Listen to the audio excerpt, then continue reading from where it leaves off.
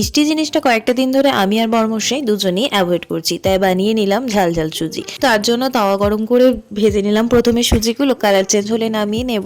তো তারপর ওই তাওয়াতেই 2 চামচ মতো সূর্যমুখী তেল দিয়ে দিলাম, চিনেবাদামগুলো ভেজে নিয়ে তুলে নিলাম।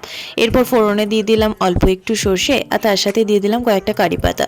ফোড়ন ভালোভাবে ভেজে নিয়ে পেঁয়াজ, আদা আর কাঁচা লঙ্কা কুচো করে রেখেছিলাম, সেগুলো ভালোভাবে ভেজে নেব। পেঁয়াজগুলো বাদামি বাদামি হয়ে গেলে দিয়ে দেব পছন্দ মতো সবজি। সবজিটা নিজের পছন্দ মতো ব্যবহার করতে পারেন, যে কোনো সবজি। সবজিগুলো আমি ভালোভাবে এপিট ওপিট করে ভেজে নিচ্ছি। মাঝে আমি লবণ আর হলুদটা একটু অ্যাড করেছিলাম পরিমাণ মতো। সমস্ত সবজি ঢাকা চাপা দিয়ে ভেজে নিলাম, তার সাথে ভালো সিদ্ধ হয়ে গেল। এখন ভেজে রাখা সুজি দিয়ে এপিট ওপিট ভালোভাবে মিলিয়ে নেব। তারপর ঢাকা চাপা দিয়ে আরও একটু কিছুক্ষণ রেখে দেব। আর হ্যাঁ, 1 কাপ মতো জলও ব্যবহার করেছি আমি। জল দিয়ে ঢাকা চাপা দিয়ে এপিট ওপিট করে মিলিয়ে নিলে ব্যাস হয়ে যাবে ঝাল ঝাল সুজি বা সুজির উপমা। রেসিপিটি ভালো লাগলে সাবস্ক্রাইব করতে ভুলবেন না। ধন্যবাদ।